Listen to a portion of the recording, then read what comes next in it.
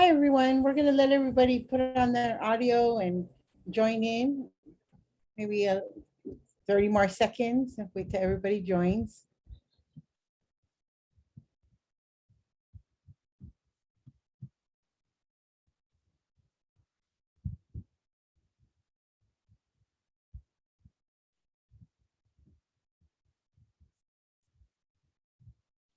You are logging in to the NYCP August Talking Stick session. And let's see, looks like everybody's coming in. A couple more people putting their audio on.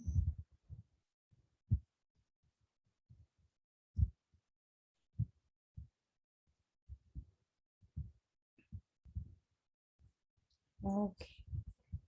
Okay, looks like, oh, we have a couple more and then we'll get started.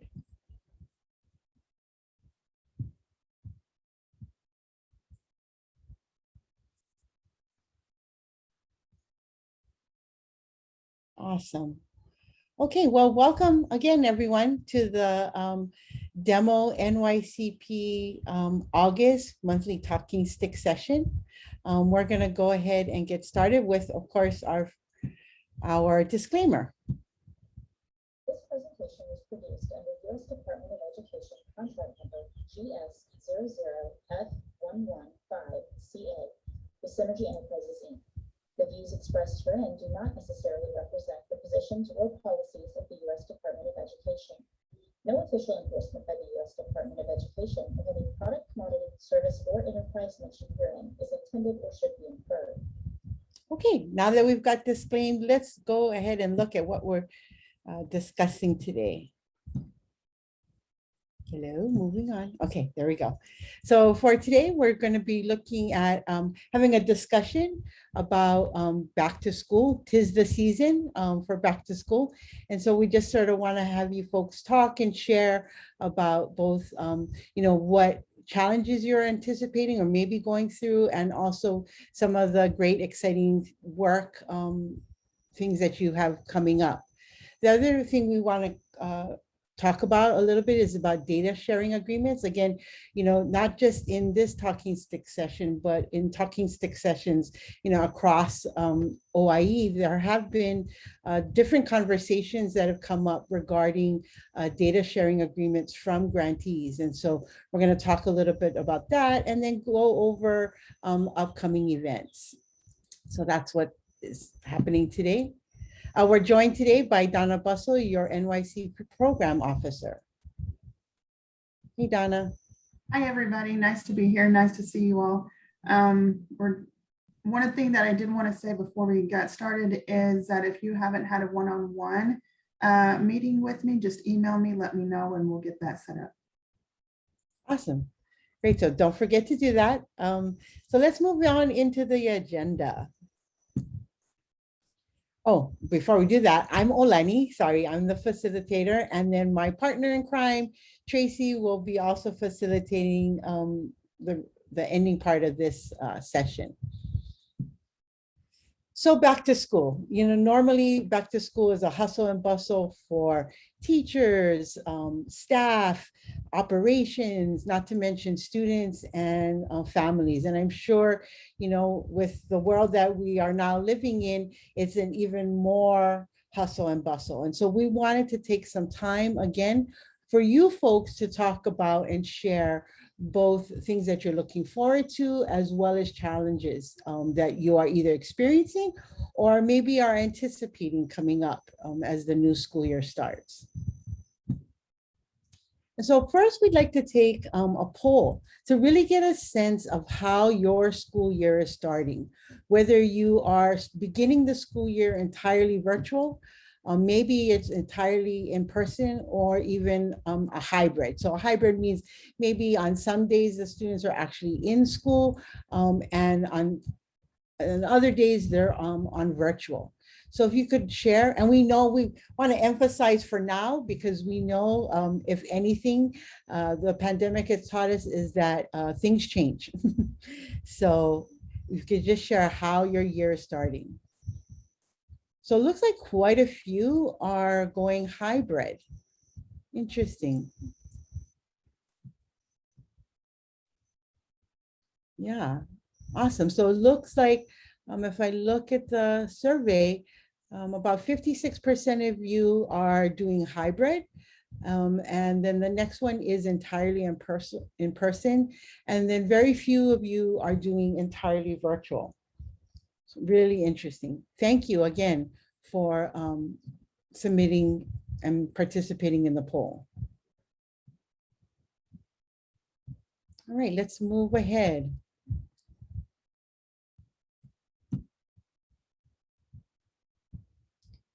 So again, I really just want to remind you that Talking Circles is an opportunity for you to talk with your peers, your fellow grantees, to learn from each other and to share what you folks are doing and to maybe get feedback and learn from each other. And so it's a lot less of us talking and more of you talking. And so one of the first things I wanted to open up, the first question really to pose to everyone is, sorry, I have to move this poll, it's in my way, is what are the challenges are you encountering this back to school season? You can go ahead and unmute yourself or raise your hand or even put it in the chat.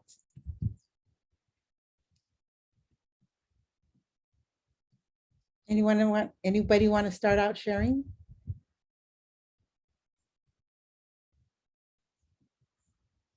Oh, Hi, this is Sonia.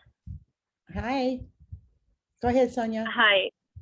Hi. So our challenges are that we're just getting hit with the, so we're on an island, but we're just now getting hit with the Delta variant. Like we were doing really, really well.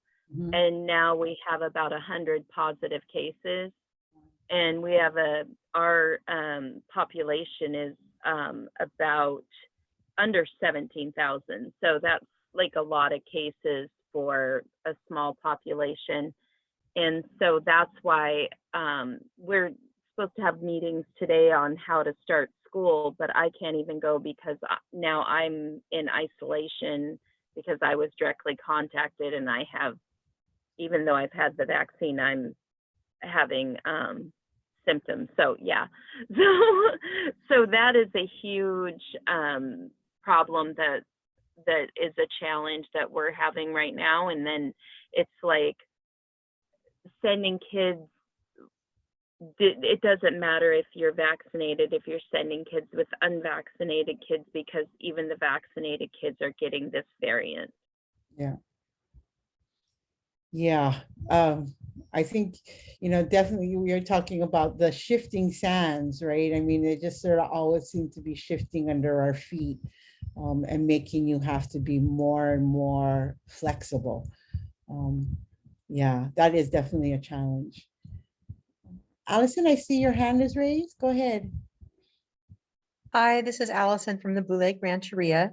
We're working with our 31 different districts in our county right now, and they all have variations of being fully in person or hybrid or in person, but they're doing a block schedule so that only half the kids show up at a time.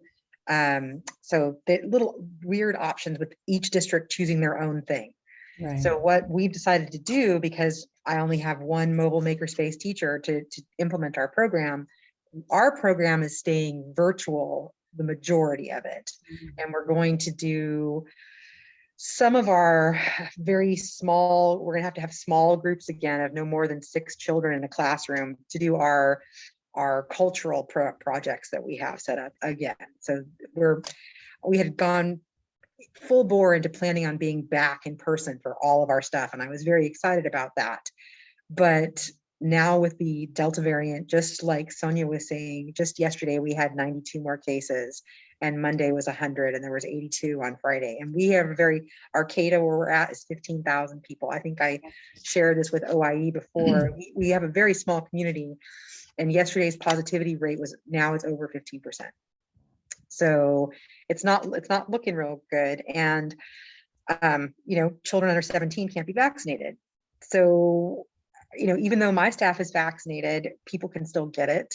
We just had a person, I found out yesterday that one of my associates that works for the city was vaccinated and now has the Delta variant. So Mm. my teachers are, I have a teacher and I have 2 paras, and they don't want to return in person. So I'm kind of stuck there. And so we have to kind of scrap the plans we made to go back in person and put the plans back in place from last year of being virtual. Mm. So yes, flexibility and whatnot, but we are, my interns are here. You can see there's one of my students. There's another one of my students. And Hi. there are summer interns, our graphic arts interns. So we can do small things like this, Mhm. but we can't do big things. And it's kind of frustrating because all our plans have to change again. Yeah. Yeah, it is frustrating. But I think, you know, the other thing is you said you're being flexible, so you have what you've done before, right? And so it's not starting from scratch. So that's a good thing. Yeah. Anyone else want to share maybe some challenges that you're encountering through this back to school season? This is Tracy just chiming in to note that we had a response in the chat box from Veronica noting that staffing has been a challenge. Mm. So I'm wondering if Veronica, if you wanted to chime in with a little bit more, or maybe others are also having challenges with staffing. Yeah, hi, this is Veronica Van Mechelen. So we have like 2 different things going on. We have the Delta variant that is starting to ramp up. And then we also have last chance grade, which is a stop between the local reservation and the actual where most of the schools are. And we have staff who live on the other side where they can't get to work, and they're closing the road for like 8 a.m. to noon. Then they're opening it back up at noon to 3. Then it's closed until 7 at night. So we had an exodus of staff who are taking other jobs because they don't want to go through that grade and that wait and staying away from their families till 7. And even if you get in line at 7, you don't get home until 8:30. And so we are like, I feel like we're getting hit doubly. Yeah. And Can so I- we are recruiting staff, but I mean, you know, Can I it's ask a difficult. question? Can you explain why of the road? Sorry, I don't know, but why they have those times with the road open and Oh, closed? because the road slid in and they're trying to remove debris, and it's been ongoing. So they're trying to get it done before winter hits. And it's like a massive amount of stuff that they have to move. And they're saying this is the only way that they'll be able to get it out in time before school starts, you know, and the buses Right. run and winter hits. Wow. And it's a single road that is not even a flat road, and we're lucky now stuff isn't falling down, but yeah, so yeah, I feel like we're just getting hit doubly. Yeah. Veronica, you're talking about Highway 101 just south of Crescent City, yeah? Yes, yes. Wow. So That is a half double. of our staff lived on the other side. I see. Well, thanks for explaining that. I didn't know what was going on there, but boy, that is, so I mean, so you're trying to recruit from people who live on the side of the road that the school is from. That's sort of how you're trying to deal with this. Yes, and it's not just me that's recruiting. There, we have like so many open jobs in our district. It's really challenging. And it's also challenging because we're grant funded, and there's jobs out there that have opened up because of retiring and people leaving. And so people are grabbing those jobs, which I Right. don't blame them. Yeah. Yeah. Right. Okay. That is 2 big, huge challenges. Anyone else want to share?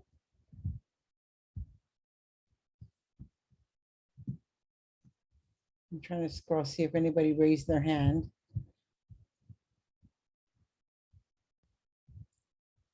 Okay. If not, we'll move on.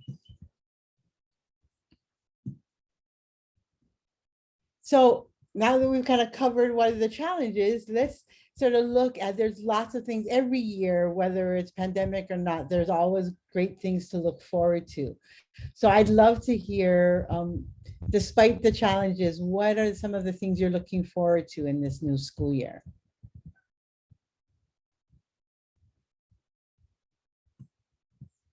Go ahead, Allison.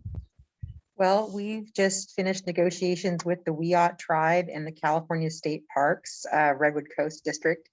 And we are going to be developing a program where a California State Parks interpreter, a native interpreter, will be taking on an intern from our local high schools and working with them in the natural resources pathway to teach them what it is to be a California State Parks wildlife and a cultural interpreter at various sites in the Wiat territory. And with the Wiat tribe, they're opening a cultural center in Eureka, and we'll have a high school student interning with them at their cultural center as well. So that covers our hospitality, tourism, and recreation industry sector for career pathways. So we're really excited about that. It expands on the pilot program we started last year with California State Parks at Sumeg Village with the Yurok cultural interpreters. So we're super excited, and we're hoping to expand that in our collaboration with California State Parks and the Wiat tribe in the future. And the Wiat tribe will be supplying all of the language and cultural curriculum from their education department. So it was a nice cross-pollination to get that out there. And the videos that are going to be developed will also be available on the California Ports program, as well as our website, to be used in classrooms throughout Humboldt County. So I'm very excited about that. Yeah, that sounds really exciting. I love the whole idea of, careers and culture and cultural knowledge sort of coming together to show students the potential, right, of a career you could actually have with a strong basis and knowledge in your culture. That's awesome. Others who want to share what they're looking forward to? I know there's lots of good stuff out there. Oops, sorry, I went ahead.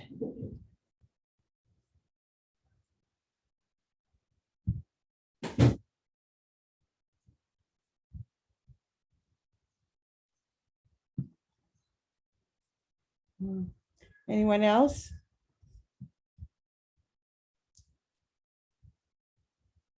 Hi, this is Sonia again. I didn't want to like take up more time, but our students at the beginning of the end of the school year, I should say, we were had very low, if any, cases, and so we were able to do our normal trip that we do, which is part of our grant, where we take the kids out and teach them how to do subsistence fishing and teach them how to do different things like that. Mm-hmm. And so we were able to do that, and now they're making they should be making a short 10-minute movie, and so I'm looking forward to seeing the movie that they've put together. The kids had an amazing time, and it does teach them. One of the kids, 1 year, we've done this for a few years now, but one of the kids 1 year got up and shared that she went home and was able to cook a meal for her family that she was able to get herself, and how much that meant to her. And so there's just, it's sometimes we think the small things, but to us it's very large, because subsistence is something that we're still trying really hard to be able to, we're still fighting for our own subsistence. So in doing so, we're teaching our kids how to go out and get that, but also to share it with their elders, which they do. And so they go to our elders program, and they share it with our elders program, and they take it home, and then we teach them how to prepare it, and we teach them how to do different things. And then in the summer, we've been teaching them, well, we can't right now, but we have been taking them out and teaching them how to gather and make medicine and things like that. So it's just, I'm looking forward to the movie and being able to show it to not only our tribal council, but our community. We have a community movie night, and we'll be able to open it up. Wow, that is something to be really excited about. Congratulations. I can't wait. Hopefully you can share the video with us. I'd love to see it.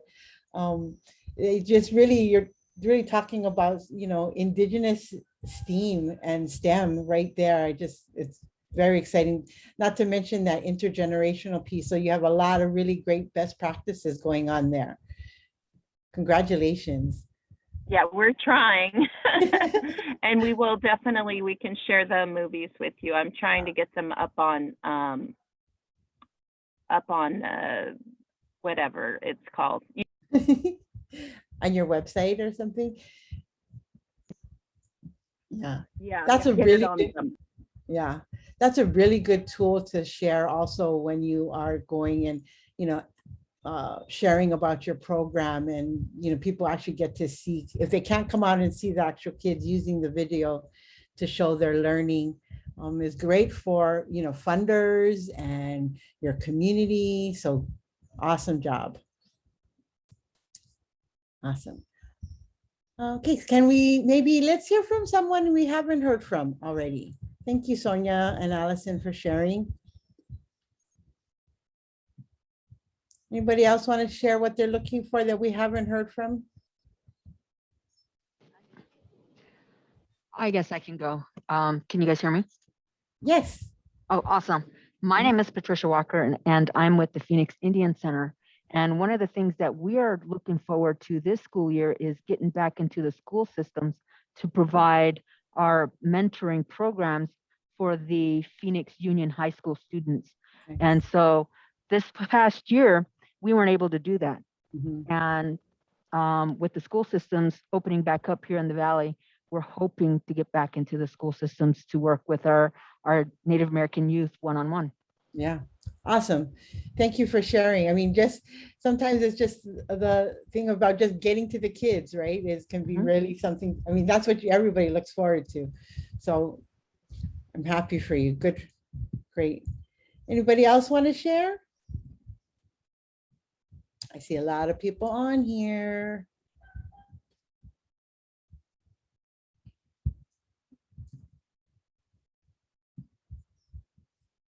All right, I won't torture you anymore, but we'll move over to the next slide.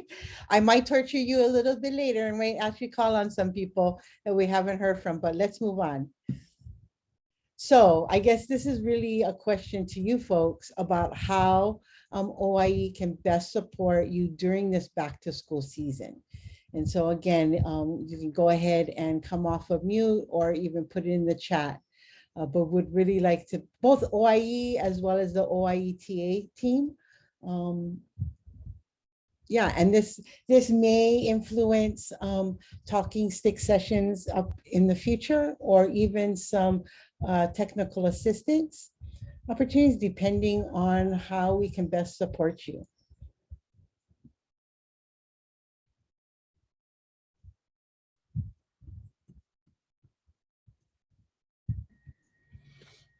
This is Tanya, I guess. Hi, Tanya. Thanks. I'll say a little something. So I think one of the best supports that was put in the last year was these talking sessions, the talking stick sessions. I mean, I know that we've sort of done them in the past, and maybe I wasn't engaged enough in the past because I was kind of new. But just in this last year, I feel like the format of them has kind of switched up, and just I just feel like they've been really helpful. Sometimes I have a lot to say when we join up, if we have a lot going on, and sometimes I just sit back and listen. But no matter what, every time I'm on, I feel like I have picked up something that helps me to better run our program. So if there's one thing that I would say to keep doing, it would be do these monthly audios. Great. Thank you, Tanya. That's great to hear. That's great feedback, because sometimes we wonder, like, is this helping? Is this impactful? So thank you. Anyone else? how we can best support you. Again, that's the OIE, both your program officer as well as the TA team. Well, I want to say really quickly too to everyone is set up meetings with me. Set up meetings with your program officers for some one-on-ones. Whenever we're looking at APRs and your continuation GANs are not quite finished yet, all of that is still in clearance, but it helps to know what's going on instead of just looking at numbers and program measures and things like that. It helps to know how you are doing, how your program's doing, how your community is doing.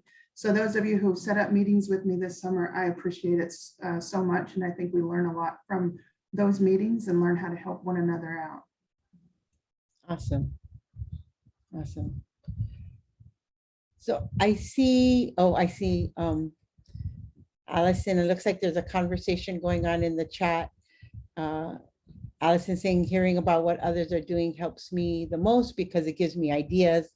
Yeah, like the community movie night, other ideas for family engagement and encouraging, community involvement. You folks are the experts, you're on the ground. And so that's why I think this is so valuable. And I really want to encourage you folks who maybe don't feel comfortable, but to share even something you may not think is significant.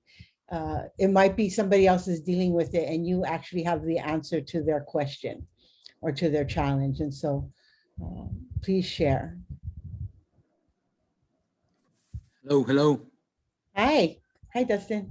Hi, hello everyone. My name is Dustin Bolio.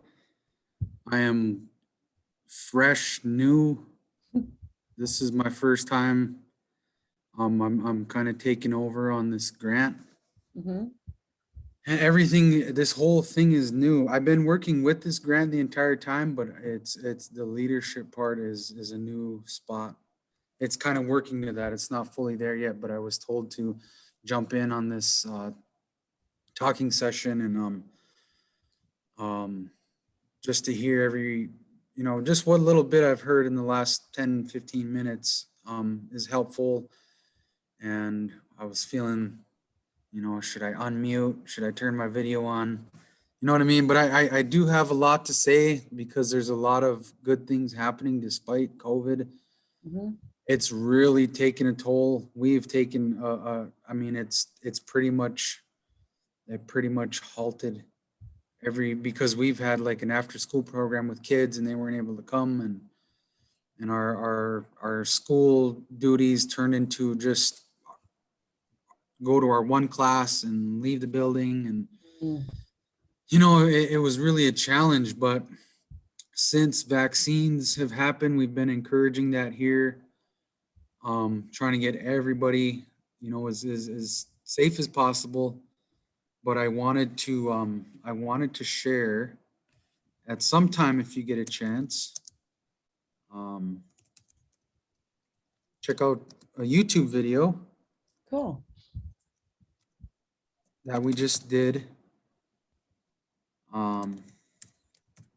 for our senior graduation, our senior honoring. We honor the 8th graders here as they're finishing their middle school, kind of moving into the big leagues, I guess, with moving into high school. So we try to do different things for them. Just simple honorings. We pick our own medicines right here from the area of Flandreau, South Dakota. Wakapali Paksha is what we call it. But we give them like sweetgrass. We pick that from here. We give them hoodies, class of whatever their class was. And then our seniors receive, we've always just given them like star quilts and honored them that way with a meal. But this year we were able to, with kind of a little extra funding, we're able to do a little more. And with encouraging social distancing and vaccines and a lot of different things, and also like outdoor events. But this year we were able to do a little more for them, change it up from the standard square thinking. Mm-hmm. you know, like when the rows, you put people in rows, the classes, whatever. Yeah. We try to include more circular thinking. And we did it out at our Wachipi grounds, our powwow grounds. We did it out there, had the kids circle up and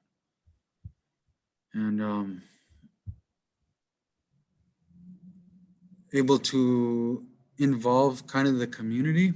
Mhm. Our veteran Dakota elder Vietnam veterans, to give the students eagle feathers. You know, instead of just us handing out an eagle feather, we kind of did a lot of protocol. Nice. You know, we handled things kind of in a better way, and it showed people kind of how to involve more culture, tradition with things. And it's a short video. It's only like seven minutes long, but check it out. It's something that I really look forward to actually honoring our kids, honoring our people. Because over here during this last COVID, or during this last year, we had a lot of people pass, a lot of people. I think I ran 6 services in a week and a half last fall. And so instead of doing the honoring when people pass, you know, that tends to happen a lot of the time. Where we're trying to honor and acknowledge people while we're still here living, you know. Yeah. And so check out the video if you get a chance.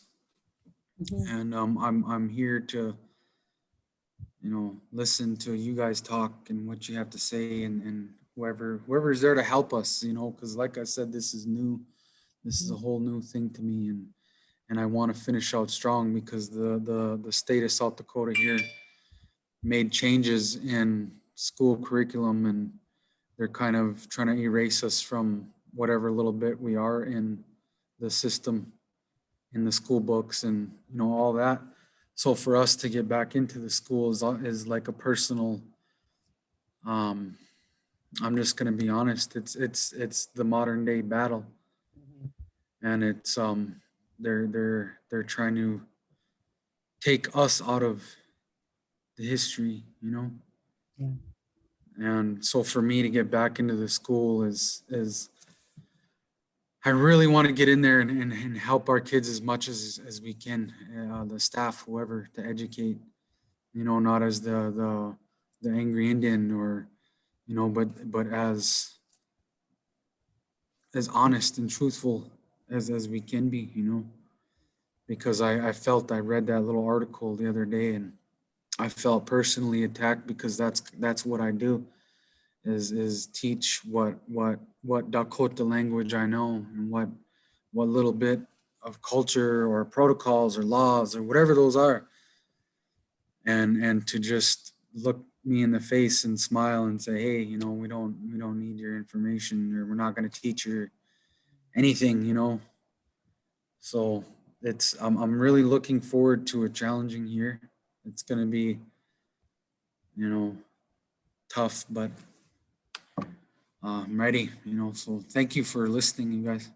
Oh, thank you for sharing, Dustin. I think, you mentioned like some critical best practices, one really about relationship building, right? Being connected to those kids.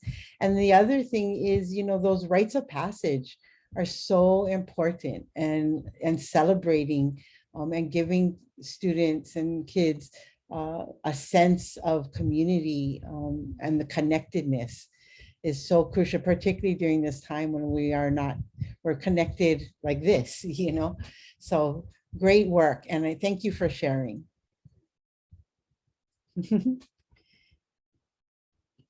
And I see, like, it looks like people are watching the video already. Awesome. Anyone else want to share how OIE can best support you during this back to school season?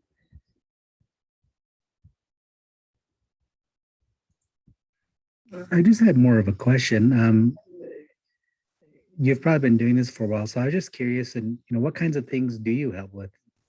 I mean, I know that we participate in a lot of different trainings, like for the past several months, and that was good. But what other kinds of things do you actually help with, just as an example? Yeah, well, I know, I mean, again, you can contact Donna Bustle and she'll help you through, any questions you have regarding your grants. Also, the OIE TA team does do individual organization coaching. And so if you have any questions or need some assistance with a particular part of maybe your program, a grant, you can contact the OIE TA team through the email, and we'll show that at the end. And you can request some sessions, and we can help you work through a range of subjects and topics as it relates to your organization. We've had, I guess, prior to summer, we had a whole series of trainings on how to access and utilize tools online, because everybody was going online. And so we did a whole range from, from culture-based learning and assessments online to how to do collaborative learning and the tools that are available. And we highlighted free tools that you can access readily. And so those are the types of services that we normally provide. And then sometimes we have like a topical actual PD coming up, and we'll be going through some of those opportunities towards the end of this session. And then we also have office hours. So if you have any sort of questions regarding your grant, you can always sort of pop in. Each month we have office hours and ask your questions. And so that's sort of the range right now of services that and assistance that we can provide. And If there Steve, is, sorry, go ahead. oh, well, I was just going to let everyone know too, a lot of the trainings that the Synergy team has done is on our OIE website. Those recordings are on the OIE website. You can get there anytime you need, and they do a great job of any type of training from, like they said, collaboration, how to work with virtual tools in the classroom, to those one-on-one meetings and helping you with your budget. So that's the things that I can do as well. But it's really open to what do you need in order to help you meet the objectives of your grant. And that's what we're here for. How can we help you meet the objectives of your grant? How can we help you help your community, help your students? The purpose of your grant, we want to help you meet that in every manner. Yeah. I think also towards the end of this session, we'll be going over data sharing. And that was a topic that sort of rose to the top because we heard a lot of grantees asking questions about that. And so when we have, a real again, a topic that comes that seems to be shared by, many grantees, then we will sort of work with OIE around sort of lifting that up and looking at how we can best support. And so if there are burning questions, or even if you want to have like a topic brought up during the talking stick sessions, you can let us know and we will work that in to the agenda. It may not be like the whole part of it, but we will try to address it as well. And maybe it's just that you want to know what other people are doing, what your other fellow grantees are doing regarding a specific issue. So I hope that answers your question.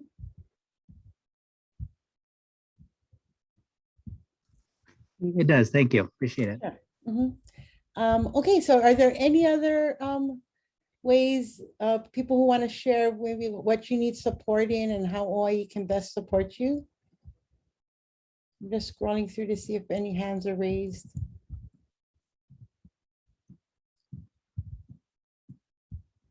Okay, if not, we'll move forward. So we're going, again, this data sharing agreement has come up in various talking circles, not just in this. And so I'm going to turn over to Tracy and she's going to share some of the work that's going around with the data sharing agreement. Thanks, Alani. Yeah, really good discussion here. And I just wanted to point out for everybody too that 2 links are in the chat box in case you wanted to go look up any of the recordings from some of the past topics that we've covered, as well as recordings of past talking circles too, in case you weren't able to make some of those. So as Olani has mentioned, the topic of data sharing agreements has bubbled up, not just here with our NYCP cohort. If you are one of those grantees that juggle multiple grants, you may have been a part of other talking circles, or this is where this is bubbled up. I'm seeing some nods. So we really just wanted to devote some time today to hear from you. So we have a few discussion questions on the next slide that will pop up, and we'll just follow the same process that we've been using throughout today. Feel free to take yourself off of mute to share, or if the chat box is easier to, you can put in your comments there. To start, our first 2 discussion questions are really about, what have been your biggest challenges regarding data sharing agreements?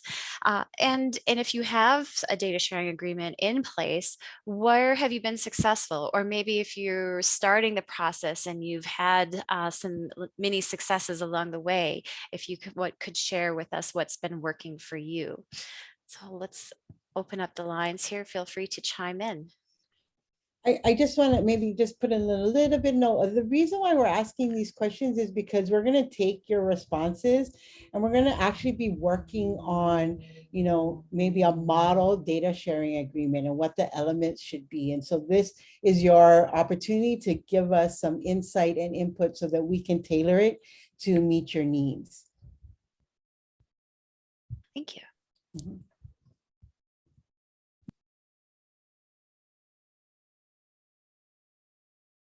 I see Allison's hand is raised. So I had a meeting on Monday with Northern Humboldt Union High School District on the data sharing agreement that we're trying to develop. And they're reluctant to deal with us because we are not a school district. And they're like, what blew me away is, as I work with some of their staff and they totally understand what's going on and understand why we need the data. But this person who's like a gatekeeper kind of person at their district level was like, I don't even know what a TEA is. And I'm like, okay, Tribal Education Agency. And I'm thinking to myself, we've been giving you over $200,000 a year for the last 3 years, and you can't even bother to know what a TEA is. Okay. So not giving us any kind of understanding and that what we do is important or any of that. And basically, she kept on trying to throw FERPA in our face and saying, we can't give you this information and we can't give you that information. And basically wanted us to get a signed approval from every single parent to release the data. So yeah, that's a challenge there.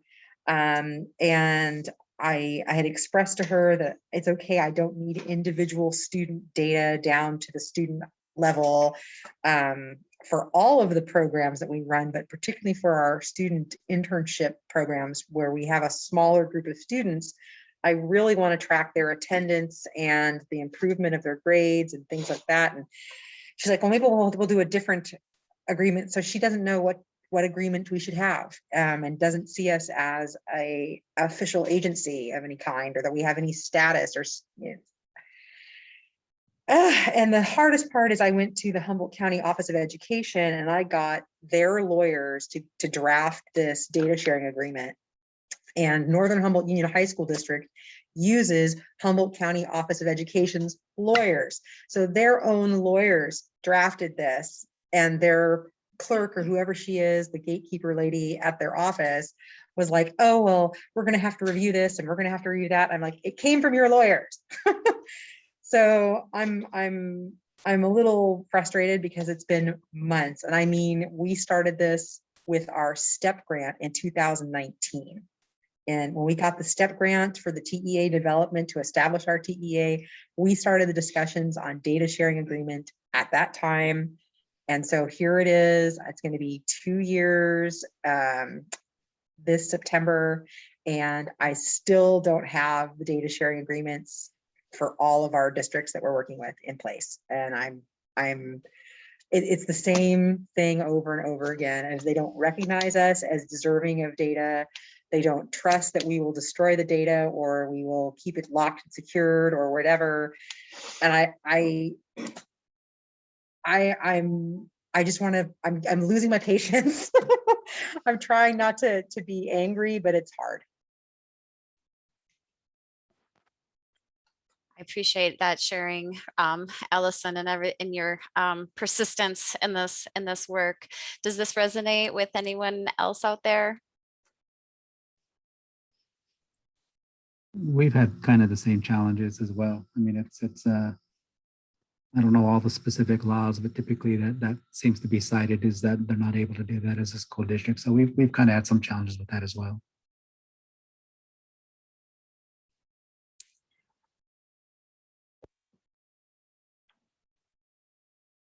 Others? We've also had those challenges. This is Sonia, and I even ran and got on the school board to try to help fix those challenges.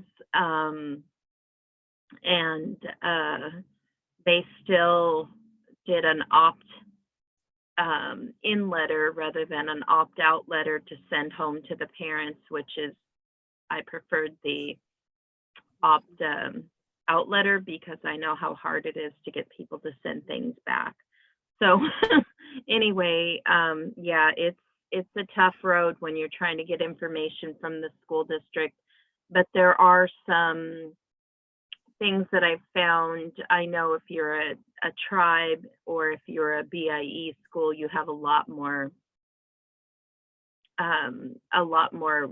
rules that will help you get that information than if you are, I mean, we're a tribe, but we don't have as many as the BIE school does. But there are some things that can help you, but it sure would be nice if we had the right to get the information for our children, since it does pertain to them and it does help them. Hi, this is Ferdina Jai Romero, and I work at the Nevada Department of Ed, so it was a little bit easier in setting up the MOUs between the school districts and the tribes. And I do recognize that there are some tribes in our state who aren't under the NYCP grant, and they have a real difficult time getting data. So we're actually trying to work at that at the state level to try to give some access. But again, the FERPA rule is really hard. However, our grant had, it was dispersed out to 2 different tribes in our state, and the tribal group was able to be, there was a person in those schools and they were able to access the data because of the MOU that we put in place. However, I don't know if that would have been successful if that grant wasn't awarded to the Nevada Department of Ed in the first place in our relationship with the school districts. So I know the agony that was stated earlier, being a tribal person and knowing the situations our tribes have to go through to receive data and access to student records. But like I said, the person that was in the schools for our NYCP grant, he had all access to everything, to what all other counselors had.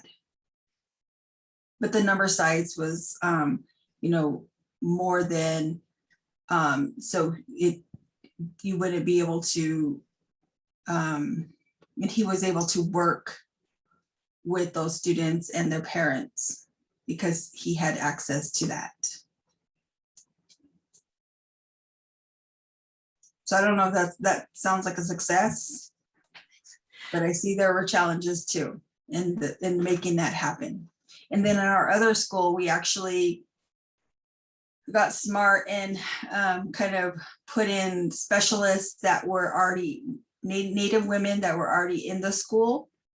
And so they had access to the data already. So it was a little bit a challenge because they didn't want to the tribe is small, and even the tribal people didn't want to give access to the NYCP college and career coach. I'm done. Thank you for sharing that, Ferdina. I think there was some good strategies shared here in terms of developing those partnerships and relationships, but also a challenge of continuing to educate folks, right, on an ongoing basis too, as these things are renewed. We put the last couple of questions for your consideration up on the screen here too, and they're really about resources. The first one being specific to that template that Olani alluded to earlier. In developing a template, what would you want to make sure that is included or considered? I'm hearing a few things so far about, FERPA and security, data security. What else would it be important to consider? And then beyond a template, more broadly, what other types of resources would be helpful in your work to develop these agreements?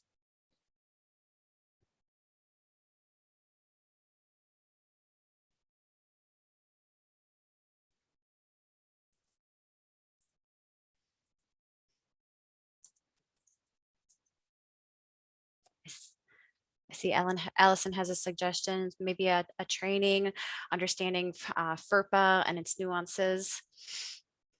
Thank you for that.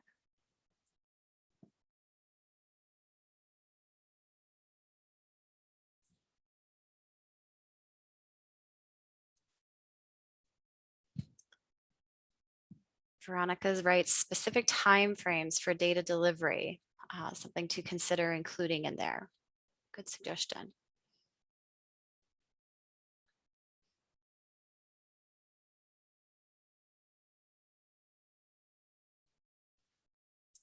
Chris writes that they always include tribal sovereignty. Do you want to say a little bit more about that, Chris? If you're able to come off mute. Yes, finally I unmuted. Yeah, sure. We just are required to include our tribal sovereignty clause because it is so important in any MOU or contract that we work with. So it doesn't really address some of the data things, but yet it's something that Salt River wants to be sure that anybody that we're in agreement with understands. And I feel like it's just super important. We also include an arbitration agreement, just a clause about how arbitration would be handled so that it's clear between both sides. But some of our agreements are with people who are not even within Arizona, which is our state. And sometimes we actually are not able to then even be in an agreement with them. So that's a different situation than with school districts. I understand, but even with our school districts, we want them to be sure that they understand the tribal sovereignty. Thank you. I think that's something that I have seen in some materials that I've looked at around MOUs and data sharing agreements, is opening with that, documenting a shared understanding of purpose and why this agreement is being formed, including those elements of tribal sovereignty, can be really important. Another thing I thought of is, as I've looked at some MOUs and contracts, we often we're not real clear on dates where this is good for. And that's something that I'm more aware of now, and I wasn't before. So I don't know, just something to throw out there, that it's nice to have an agreement for a period of time so you don't have to do it every year because they take so long to take care of. That's something I've seen in some agreements too, is, this agreement will remain in place at such time where we'll reconvene to renew or revisit those clauses. Yeah. Very good. What else? Any other resources that might be helpful?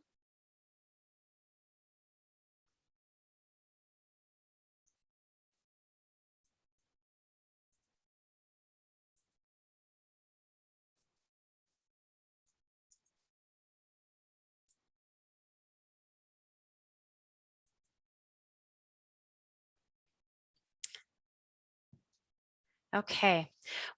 Feel free if you have any thoughts that occur to you as we move into our wrap up material and our feedback poll for this session. Please feel free to drop those into the chat box. You can always email your TA team as well as your program officer as well if you have other thoughts. But I do want to make sure that we have a few minutes to go over some upcoming events. If you don't have any other specific questions, we might even put up the poll here, the end of session poll, while I go through some events, and you can give us your feedback before you leave here today. So in the meantime, I'm going to tell you about a couple of things that are coming up. One of them is an OMB survey, and I think we have a slide with some of that information that we'll put up on the screen. A new survey has come or has already come your way. You should have already received an invitation to complete the OMB survey. That message came directly from our OIE director, Julian, on August 9th. Note that this is a different survey than the grantee satisfaction survey that went out earlier this summer. That survey only went to demo project directors. This OMB survey has been sent to everyone who's ever attended an OIE TA session. So it's much more comprehensive. There was a question and some discussion earlier about, the types of things that your TA team or OIE can help with. So this is really your opportunity to inform and shape the TA that we're going to offer in the coming year. If you really do value these talking circles, please say so in the survey. We heard from you a little bit about that here today. If there's other forms or types of TA that you feel are needed, please also let us know in the survey. We sincerely want your feedback on what's worked well, what hasn't worked well, or what we could do better, and what you'd like to see. It'll only take 10 minutes. There's only like 10 questions in that survey. And then we also have some standing events to highlight, as well as some unique content events that we want to make sure that are on your radar. So please do join us for the next talking circle for this grantee cohort. That'll take place September 9th, the regular time at 3 p.m. Eastern. Olani also mentioned earlier in the session about our drop-in office hours. You can drop in, drop out as you need or as convenient. That is the fourth Thursday of every month, I believe. Yes. So this month it'll be August 26th, and that is at our standard time of 1 to 2 Eastern time. Two unique events that are coming up in the coming months here.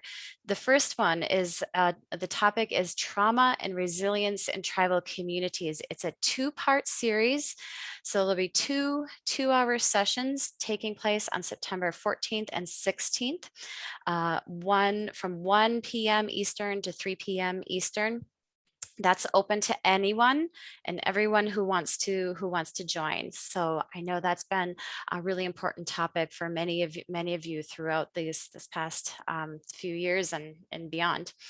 The next one that we want to highlight for you is a mental health first aid webinar training. Okay, this one's a little bit different in that this one is actually hosted by a partner organization, and this comes with a certification. So that means that it means a couple things. It means that the seats are more limited. There are 40 total slots. There was an interest email, not a calendar invite, but an interest email that had been sent, that if you're interested, please let Sarah know, let your TA team know. We have about half the seats filled, or at least half, about 20 people have expressed interest in attending. So along with a limited number of seats that are made available by that certifying agencies, there's also a really strict requirement for some pre-work and participation. So know that if you are committing to this, training. And I believe this message went out just to the project directors.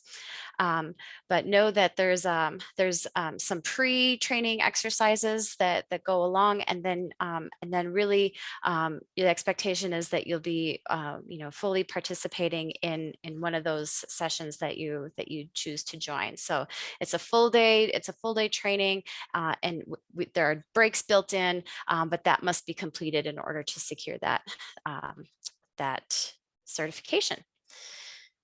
And All Tracy, right. just a couple of notes on that. Please. It is open to your entire team. So anyone on your team is open to register for that, but we are down to about 10 spots remaining. So if that is something that you're interested in, shoot us an email. I'll pop our email address over in the chat box, and it's showing on the screen right now. So if that's something that you do want to reserve a seat in, please let us know, and then we'll reach out to you with more details. Thanks, Sarah. And that's for the mental health first aid session. So thank you for that. And there are all of our contact information for your program officer, as well as the email for your TA team. And if I don't know if anybody out there is on Twitter, but we now have a Twitter account. You can follow us at OIE Indian ED. So look for us there, and please consider following. All right, here we go. Very good. Thank you, everybody, for joining us today. We look forward to hearing all your good feedback and input, and seeing you at future talking circles.